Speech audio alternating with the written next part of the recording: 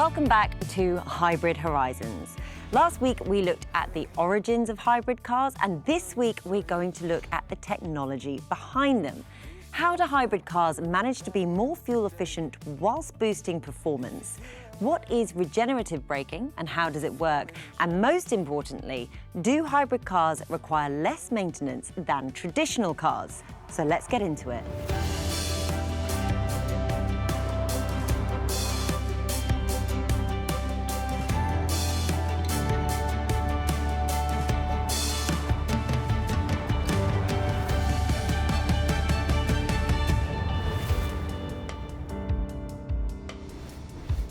For a few years now, the MG3 has been the go-to model for those looking for a small hatchback, as it comes with all the bells and whistles at a price point that's hard to beat.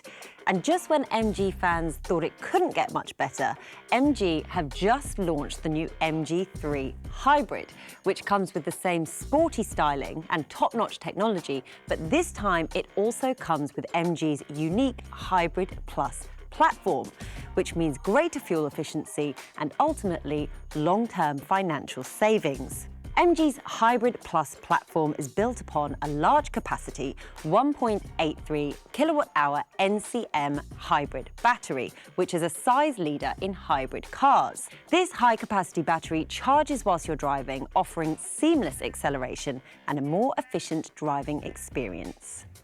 The new MG3 interior has been pared back to feel more spacious and light. The 10.25-inch infotainment screen supports Apple CarPlay and Android Auto. And of course, the car comes with MG's Pilot safety technology. So whether you're considering buying this car for yourself or perhaps for your child as their first ever car, you can be absolutely rest assured that the driver is in safe hands. It'll come as no surprise to you that MG's mantra for its new hybrid technology is "Rethink Hybrid, we did." The brand has taken something simple and elevated it just enough to make sure their cars stand out from the crowd.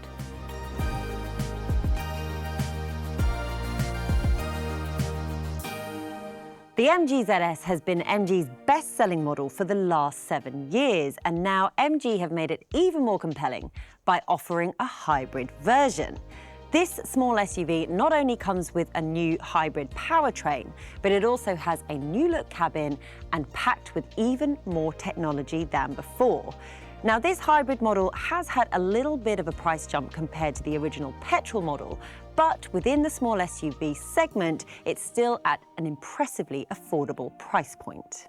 There are two variants, and this is the highest spec Essence, which comes with 18-inch alloy wheels, LED headlights, a 12.3-inch infotainment system with Apple CarPlay and Android Auto integrated, leather-look seats which can be heated in the front, and a panoramic sunroof. This car is a little bit bigger than its predecessor, and you do get to enjoy that once you're sat inside the car. Plus, you've got the benefit of all the new technology on offer, and that includes a full suite of safety technology that's on par with other more expensive cars within the small SUV segment. But what's impressed the drive team so far the most has been the fuel consumption. When they were doing a combination of city and highway driving, they achieved an overall reading of just under 4 litres per 100 kilometres. Now that is going to be hard to beat. The Haval H6 GT plug-in hybrid brings the latest advancements in technology into the PHEV space. With an impressive EV driving range of 180 kilometres, what's next for this manufacturer? I sat down with GWM Haval's head of marketing, Steve McIver, to find out more. Steve, thank you so much for joining us. GWM has a really strong hybrid lineup. How do hybrids fit into the company's sustainability strategy overall? So, good question, Jess. And look, ultimately, hybrids, plug-in hybrids and battery electric EVs are taking up a larger part of our sort of portfolio moving forward, are very, very important to who GWM is and what we stand for. As we stand here today, we've got 5 hybrids in the range here in Australia. We've already got 1 battery electric vehicle in the form of the Aura, and we're just about to launch our first plug-in hybrid, the H6 GT PHEV, with a further 3 to come later this year. So you begin to see how expansive that hybrid range is becoming, so it's a really important factor for us. So you mentioned the H6 GT PHEV, and you alluded to other models coming along. Can Yeah. you tell me a little bit more about those models? So the X6 GT PHEV is our first plug-in hybrid that we're launching in Sydney, in Australia here this week. It'll be in sale across the ANZ region shortly. Very, very exciting car for us, and we believe it's a real game changer. It's got some real class-leading components in it as well, up to 180 k's of pure EV range, and that's more than double what a lot of the other mid-sized SUV competitors have got within the segment.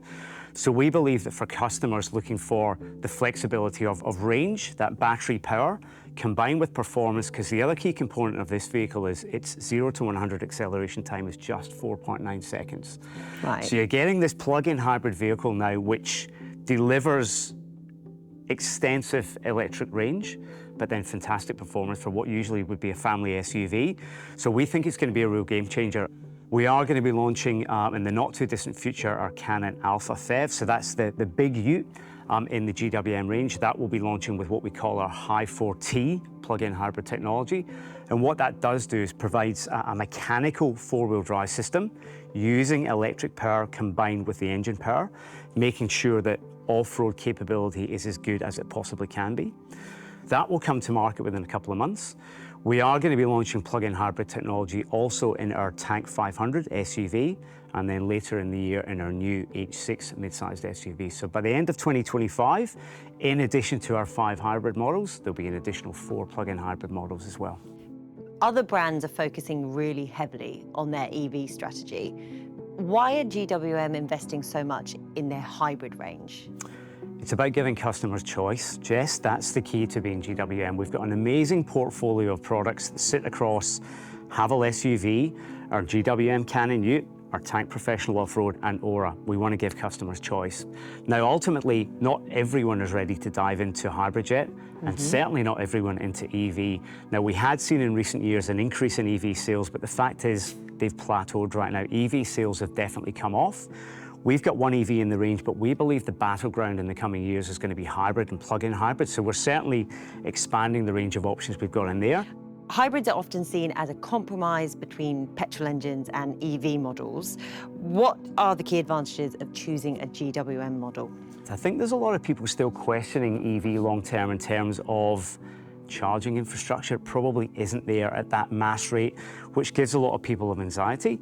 Certainly if you've got charging options at home, it is an option for you, but certainly with plug-in hybrid, it gives you the best of both worlds. Again, if we go back to the H6 GT PHEV, again, if you put that car, you plug it in just using a normal AC power point overnight, you're going to get back to 100% charge in about 8 hours. So again, technically you can still get that EV advantage, but when you choose to do a longer trip, you've of course got the backup of the petrol engine there as well. That safety net, of course. So for us, certainly not a compromise. For us, it's probably best of both worlds, we'd say. Okay, great. Thank you so much, Steve. Thanks for joining us. You're welcome. Thank you. Looking for your next car? Visit drive.com.au for quality used cars for sale. Make the smarter choice. Visit drive.com.au.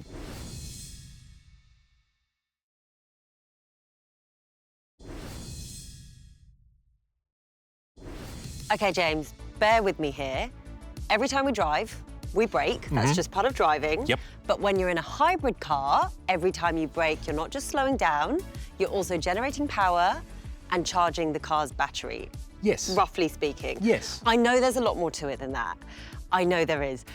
The readers of drive.com.au have got some questions about regenerative braking, and frankly, so do I. I've got them here. Do you mind if I go through them? I wish I had some notes as well. That'd be really helpful. But yeah, go fire away. Great. Well, what is regenerative braking and how does it differ from traditional braking? Okay, well, both of them, the good thing is you're trying to stop the car. So it's a win. With traditional braking, you've got brake calipers that will squeeze onto a disc or the rotor, and it's basically friction being transferred to heat to slow the car down. Now, both these cars still have standard brakes, and we'll get into that in a second. But with a regenerative system, as soon as you come off the throttle, which is basically feeding current into the electric motors, the car becomes the dominant force. So your momentum becomes part of this physics equation, and you are reversing the flow of current, and the motor essentially becomes a generator, feeding energy back into the battery. And what you'll find, it's still friction because you'll feel the car slowing down, but you are essentially a generator at that point. So you're creating energy back into the car using the car's kinetic and momentum that's going through. Okay, so let's talk about these cars then. We've got the MG ZS Hybrid Plus to start with. Yep. How does its regenerative braking system work? It's a word that I can always get wrong every time I say it. It's always wrong. But yeah, it's basically very simple here. You've got still a 1.8 kilowatt hour battery, so smallish battery. The motor will, at lower speeds, the car will be using that motor. You come off the throttle, you can adjust the sensitivity in the MG, so it can be lighter for less regen or heavier for more. And what that means, the car will stop, it will slow faster. I know that sounds a bit weird, but than if you have it in the higher setting. So you're doing less coasting, more braking. But how does it then compare to the Nissan here, which has the e-Power system? Yeah, okay. Well, so again, fundamentally the same, but because the X-Trail is able to drive as it's basically an electric car with a generator on board, you can actually set this up to drive in what's called a one-pedal drive mode. So in low-speed traffic, you can come off the throttle and the car will actually regen brake to a stop. So you don't need to touch the physical brake to do that. Now, that doesn't negate the use for the actual brakes on the car, because if you're needing to stop in a hurry or you're traveling at high speeds, you do need to use the actual brakes.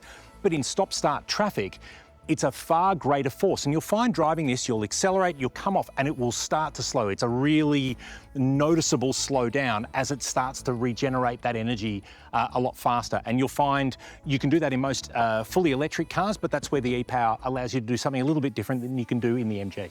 For someone new to hybrids, how does regenerative braking feel different when driving? Yeah, okay. So like I said, the amount of force, like it feels really weird. In a normal petrol car, you accelerate, you come off the throttle and the car coasts, and you feel it gradually slow down through air friction and road friction and rolling friction, but it's kind of not really that noticeable.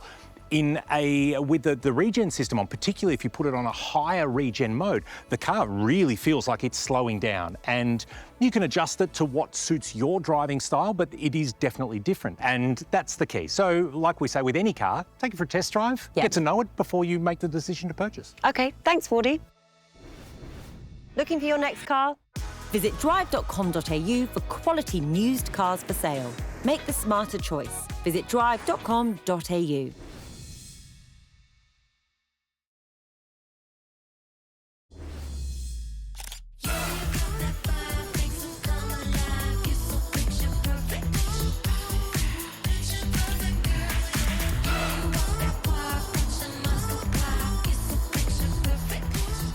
Hyundai is a brand known for its forward-thinking technology and innovation, and when it comes to its hybrid lineup, it's no different.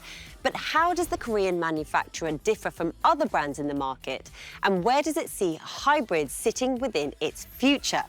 I spoke to Hyundai Australia's Senior Manager of Future Mobility and Government Relations, Scott Naga, to find out more. Scott, so good to be with you today. So Hyundai has made a really strong push into hybrid models alongside its EV lineup. How does the hybrid range fit into Hyundai's EV strategy? As we decarbonise and head out to 2040, 2045 for Hyundai, hybrids play a really important role. They're going to help us bring down our footprint for CO2. They're going to also help us expand our range of vehicles and delivering consumers more choices is what's important for us.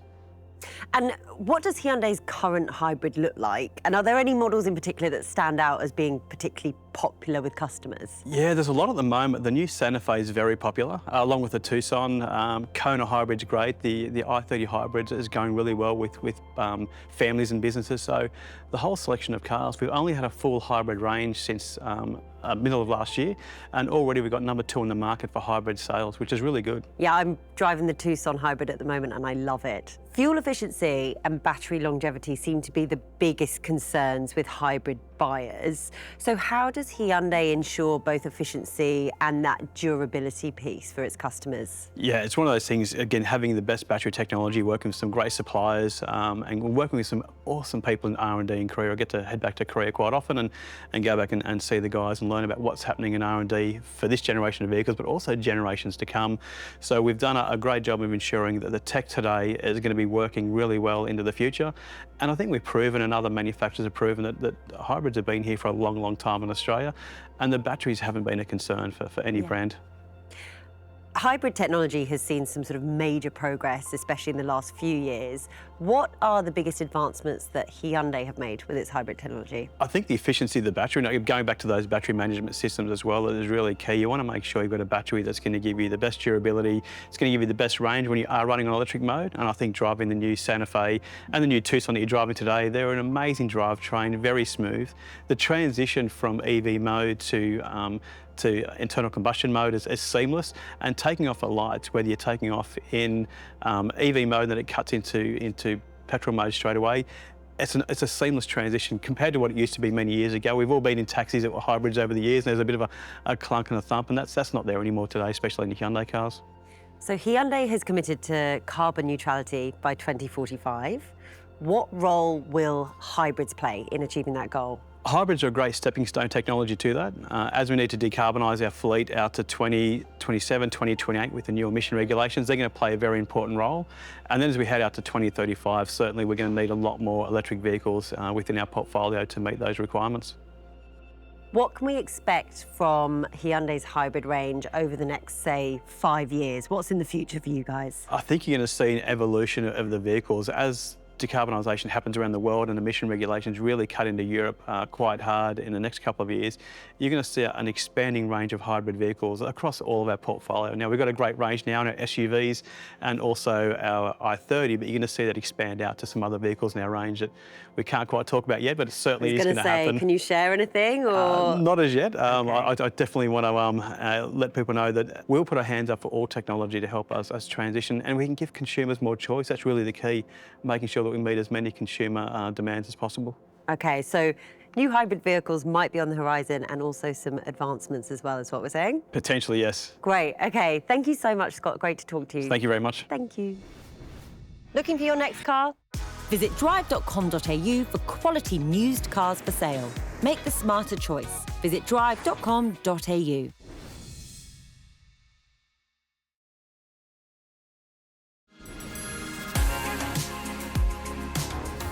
So are the batteries that you'll find in a hybrid the same as what you'll find in a fully electric car? Well, yes and no. They're chemically very similar. They're both constructed using a series of lithium-ion cells. But in a hybrid, the cells themselves are smaller and the batteries are more compact, they're lighter, and they're obviously cheaper. But they are less energy dense. And what that means, by size, this is only 1.5 kilowatt hours versus 1.8 kilowatt hours here.